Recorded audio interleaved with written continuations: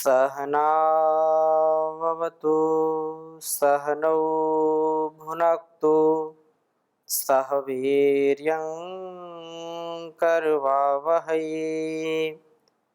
तेजस्विनावधीतमस्तु मा विद्विषावहै। ओम शांति शांति शांति। वैदिक जीवन पद्धति की इस कक्षा में आप सभी का हार्दिक स्वागत है, अभिनंदन है। वेद हम सबके जीवन का उत्कर्ष करने वाला ज्ञान है। वेद के ज्ञान से हमारे सभी कर्म सात्विक, निष्काम तथा निर्लेप भाव से किए जाते हैं। कर्तव्य कर्म हमारा जो स्वधर्म है, जिसके बिना हमारा उत्कर्ष सुनिश्चित नहीं हो सकता है, वेद का जो संकेत हमारे लिए है, जो आदेश निर्देश है, वैसा जब हम अपने जीवन में उतारते हैं, अपने मन में, वाणी में, व्यवहार में वैसा ही करते हैं जैसा वेद का आदेश होता है, तो निसंदेह इसमें लेश मात्र संदेह की गुंजाइश नहीं रह जाती है कि हम धोखा खाएंगे, हम पतित होंगे, हमारा अपकर्ष होगा। ये कभी हमारे जीवन में हो नहीं सकता। अर्थात कहने का आशय ये है कि हम जैसे जैसे इस वेद के ज्ञान को अपने कर्म में उतारने लगते हैं, जैसा हमने जाना, माना और जैसा बड़ों का निर्देश हमने सुना, वैसा जाना, माना और किया, तो निसंदेह हम हर प्रकार से समुन्नत होते हैं और उत्तमोत्तम कर्मों को करते हुए जीवन की सार्थकता को हम सदा बनाए रखते हैं। कभी निरर्थक नहीं होता हमारा जीवन।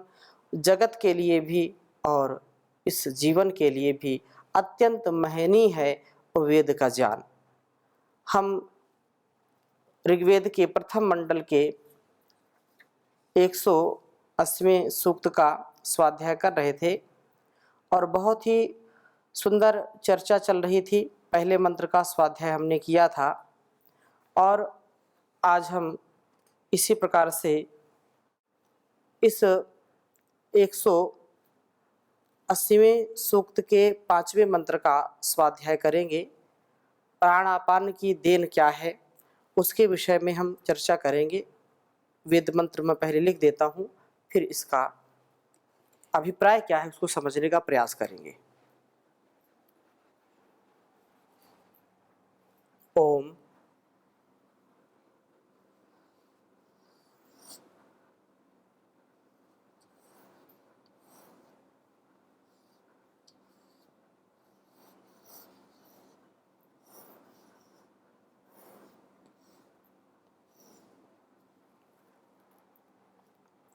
आवाम दानाय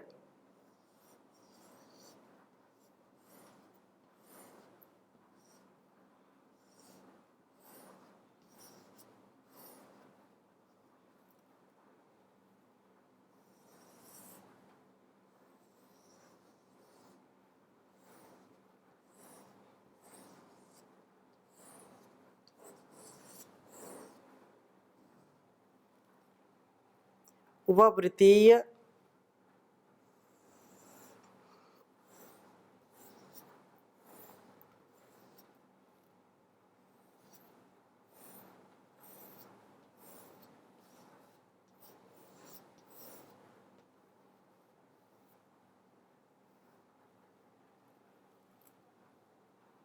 दसरा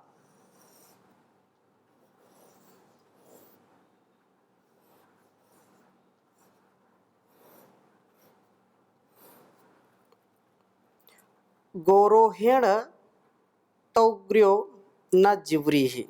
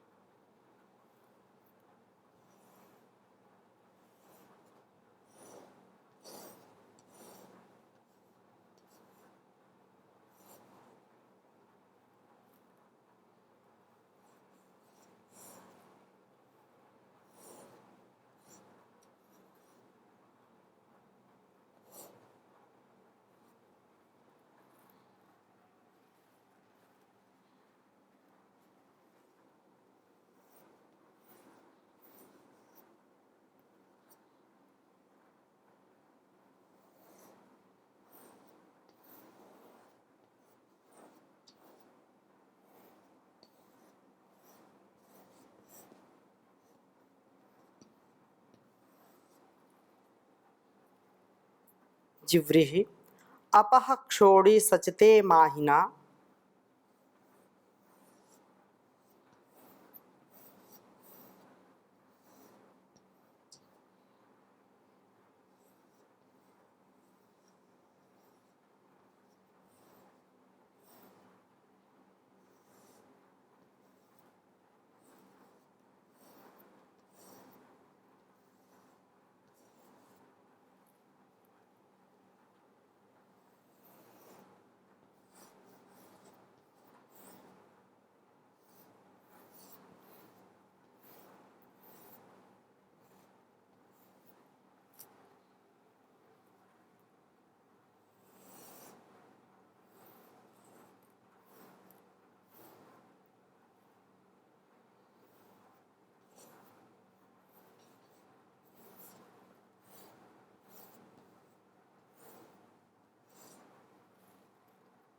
वाम जूर्णो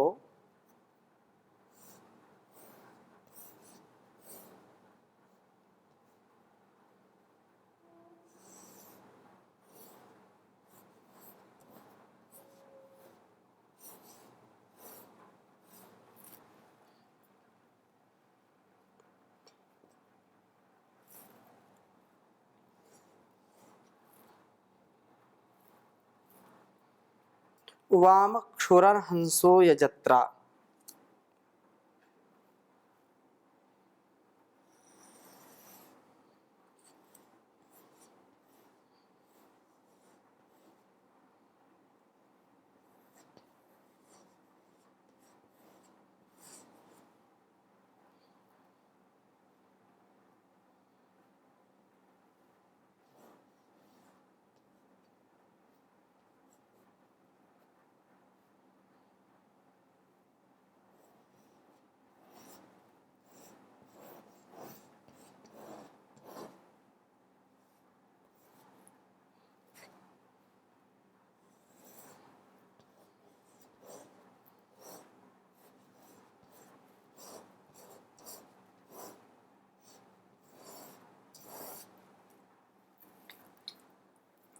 ओम आवाम दानाय ववृतीय दस्रा गोरोहेण तौग्र्यो न जिव्रीहि अपः क्षोणी सचते माहिना उवाम जूर्णो उवाम क्षुराहंसो यजत्रा। ओम आवाम दानाय ववृतीय दस्रा गोरोहेण तौग्र्यो न जिव्रीहि अपः क्षोणी सचते माहिना वाम जूर्णो वाम क्षुरहंसो यजत्रा। ओम आवाम दानाय ववृतीय दस्रा गोरोहेण तौग्र्यो न जिव्रिहि अपः क्षोणी सचते माहिना वाम जूर्णो वाम क्षुरहंसो यजत्रा। यह ऋग्वेद के प्रथम मंडल के 180वें सूक्त के 5वां मंत्र है, जिसका हम स्वाध्याय कर रहे हैं। वेद मंत्र का अभिप्राय समझने का प्रयास करते हैं। कहा कि हे दसरा, मेरे शत्रुओं का उपक्षय करने वाले प्राण अपानो, वाम आपको दानाय उत्तम वस्तुओं के दान के लिए आवृतीय मैं अपने अभिमुख करने वाला बनूं। आपको अपने अभिमुख करके मैं आपसे उत्तम दानों को प्राप्त करूं। सर्वप्रथम आपकी साधना से मैं गोहेण जानकी वाणी के वहन के द्वारा तौग्र्या आपह रेतः रेत कणों को धारण करने वाला, अथवा तुझ हिंसायाम काम आदि जो शत्रु हैं उन शत्रुओं पर आक्रमण करने वाला हूं, और न जिव्रिहि जीर्ण शक्ति न हो जाऊं। प्राण साधना का सर्वोत्कृष्ट लाभ यही है कि हम ज्ञान की वाणियों का धारण करने वाले बनते हैं और शत्रुओं का संहार कर पाते हैं तथा जीर्ण नहीं होते हैं। सदैव हमको यह स्मरण रखना चाहिए कि हम जब प्राण अपान की साधना करते हैं, योग साधना करते हैं, प्राण साधना करते हैं, तो हमारा अपने इंद्रियों पर पूर्ण नियंत्रण होता है और हम ज्ञान को धारण करने में सफल होते हैं।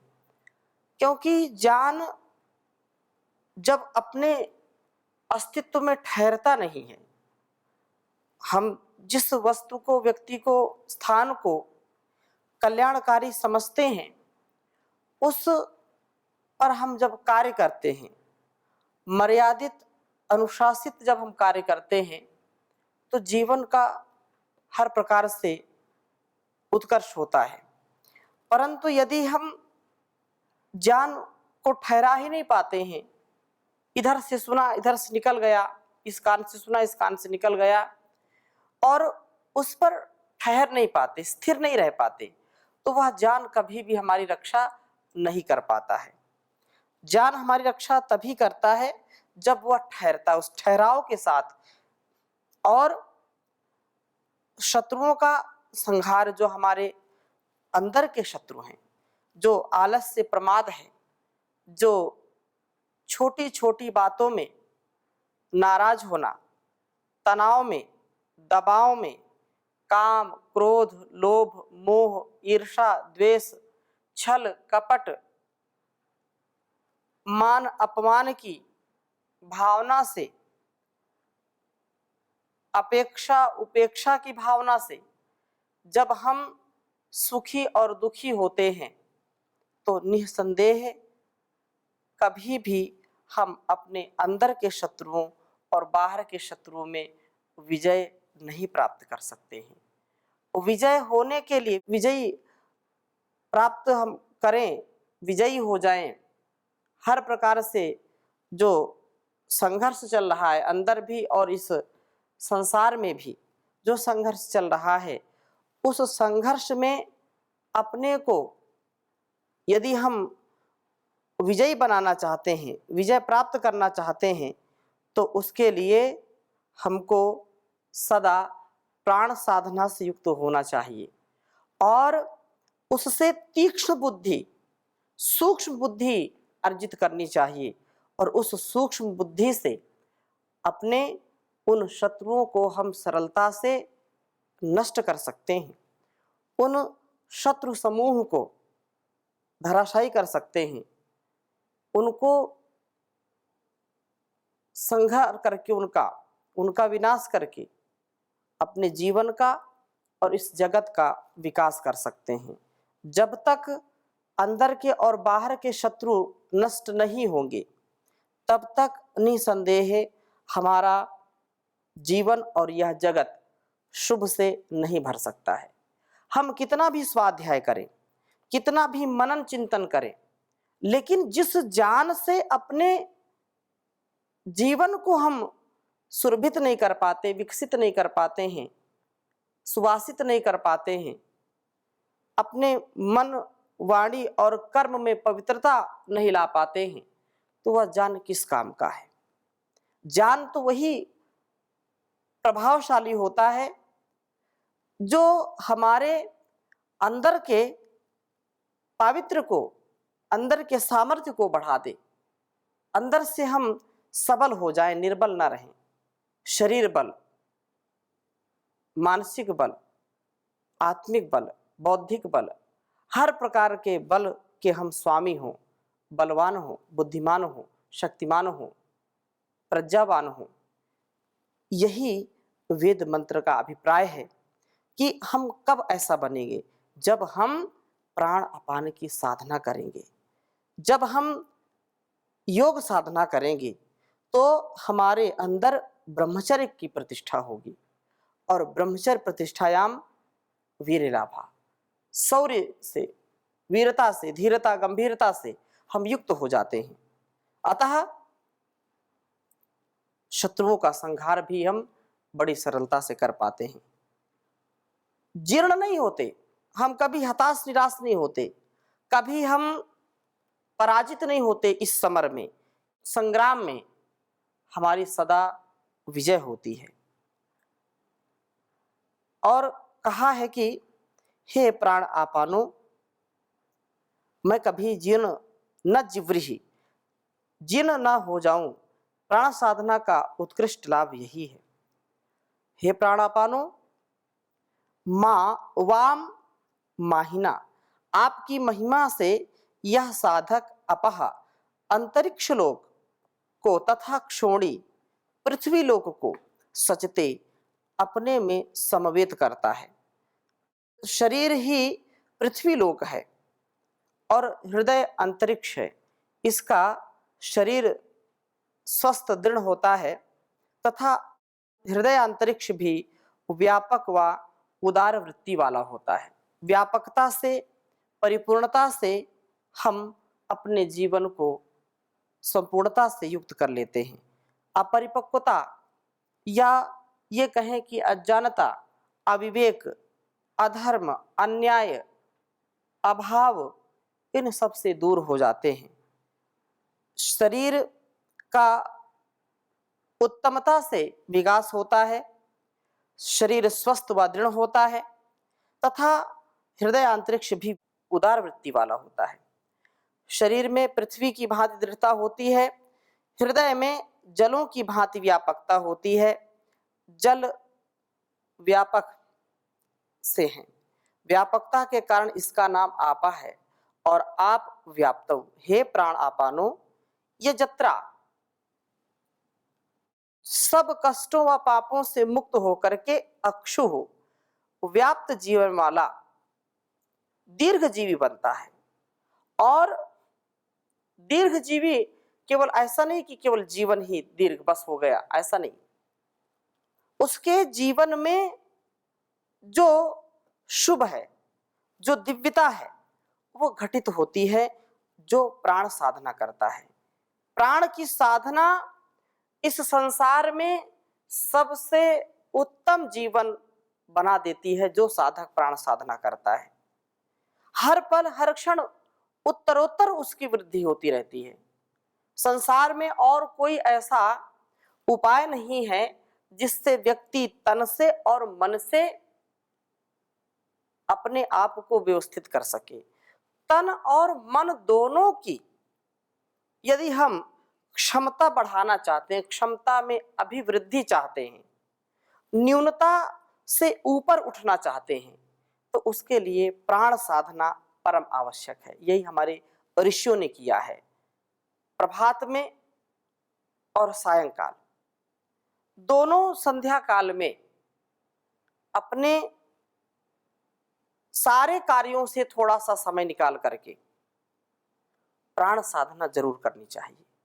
यदि हम सच्चे गृहस्थी हैं, वानप्रस्थी हैं, सन्यासी हैं, ब्रह्मचारी हैं, किसी भी वर्ण आश्रम का हम पालन कर रहे हो, प्राण साधना अत्यंत आवश्यक है। प्राण साधना के बिना हम अंदर के शत्रुओं को और बाहर के शत्रुओं को कभी भी पराजित नहीं कर सकते हैं। मन पर भी नियंत्रण पाना है, तन पर भी नियंत्रण पाना है, इस संसार के आकर्षण पर भी नियंत्रण पाना है, तो उसके लिए यह अत्यंत महनीय कार्य है, अत्यंत आवश्यक कार्य है कि हम प्राण साधना के सच्चे साधक बने। हम अपने जीवन में जो सत्य है, जो प्रकाश का मार्ग है, जो ज्ञान का मार्ग है, उसका आलंबन लेते हुए जीवन को जीने का प्रयास करें। और हम यहाँ पर जो कहा दीर्घ जीवन आता है, और असतो मां सदगमय की भांति अम हसह को छोड़ करके यह जो जीवन है, इस जीवन की जो गाड़ी है, इस गाड़ी में हम सदा उत्तमता से सफर करें, हम दिव्य जीवन वाले यात्री बन जाएं। क्योंकि प्राण साधना से वेद ज्ञान की प्राप्ति होती है। हम वासनाओं को विनष्ट कर पाते हैं। वासनाएं संसार की वासनाएं भौतिक सुखों की, वासनाएं अपने इंद्रियों की, इनसे यदि हमको छुटकारा पाना है, इनसे यदि हमको निजात पानी है, इनसे हमको यदि पूर्ण रूप से स्वाधीनता पानी है, तो उपासना ही एक उपाय है वासनाओं से दूर हटने का। जीर्ण शीर्ण शक्ति से हम उभरना चाहते हैं, जीर्ण शक्ति वाले हम नहीं बनना चाहते हैं, दृढ़ शरीर व उदार हृदय को प्राप्त करना चाहते हैं, तो प्राण साधना परम आवश्यक है। रोगों से यदि ऊपर उठना चाहते हैं, तो रोगों से ऊपर उठ करके दीर्घजीवी बनने का उपाय है प्राण साधना। प्राण अपान की यह देन है कि हमारा तन भी और मन भी सुंदर होता है और हम गतिशील होते हैं। प्रकाश से युक्त होकर के जब हम गति करते हैं, ज्ञान से युक्त होकर के वेदवाणी को हम आत्मसात करके, वेदवाणी को मूल में रख करके जब हम जीवन यात्रा को आगे बढ़ाते हैं, तो सफल होते हैं, यात्रा हमारी पूर्ण होती है और हम इस पूर्णता को प्राप्त करके जीवन में वह प्राप्त कर पाते हैं जिसके लिए वास्तव में हमारा जीवन और इस जगत का निर्माण जिस परमात्मा ने किया है, उस परमात्मा की आज्ञा के अनुसार सब संतुलित, व्यवस्थित और मर्यादित कार्य हम कर पाते हैं। इसमें क्षण मात्र भी विलंब नहीं होता है। अतः हम ईश्वर की आज्ञा का पालन करते हुए सदा सर्वदा आगे बढ़ने का प्रयास करें। और बहुत सुंदर बात, प्राण साधना से इंद्रियां स्वकार्य में ठीक ठीक प्रवृत्त होती हैं। इसके लिए भी छठा मंत्र बहुत सुंदर मंत्र है। इसमें भी कहा है, ओम नियद्युवेथे नियुतः सुदानु उपस्वधाभिः सृजथः पुरंधिम प्रेषद्वेषद्वातो न सूरिरा महे ददे सुव्रतो न वाजम।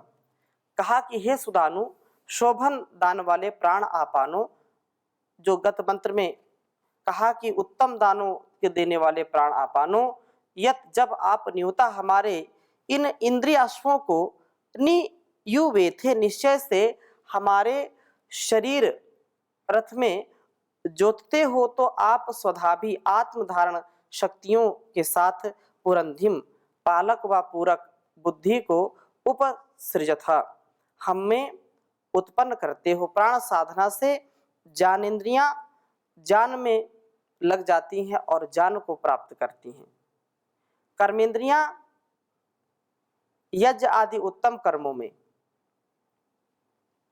उस समय हमारे हृदय आत्म तत्व को धारण करने के लिए शक्ति वाले होते हैं। निर्मल हृदयों से हम आत्मा को प्रतिष्ठित करते हैं। हमारा मस्तिष्क पालक व पूरक बुद्धि से विभूषित हो जाता है। इस प्रकार से प्राण साधना से हमारी इंद्रियां, मन, बुद्धि, ये आसुरों, जो असुर हैं, उन असुरों के अधिष्ठान नहीं बनते हैं। इनमें असुरों से बनाए गए अधिष्ठान नष्ट हो जाते हैं। इनमें देह का जो आकर्षण है वो नष्ट हो जाता है। यह देव स्थान बन जाते हैं। उस समय यह सूर्य जो जान स्तोता जानी है, वातः नहा, वायु के समान शीघ्रता से कार्य करता हुआ प्रेषत प्रभु को प्रीणित करता है। कर्मों से ही तो प्रभु का आराधन होता है, इसलिए कर्म ही पूजा है। वेशत, यह प्रभु की ओर ही चलने वाला होता है। सुव्रतहना, एक उत्तम व्रतों वाला होता हुआ जीवन का पालन पोषण करने वाला, आ ददे, स्वीकार करता है, शक्तिशाली व त्यागशील बनकर के ही प्रभु का पूजन कर पाते हैं। तभी हमारे जीवनों में कुछ महत्व प्राप्त होता है। तो आज की कक्षा को यहीं पर विराम देते हैं। शेष चर्चा अगली कक्षा में करेंगे। ओम शांति शांति शांति।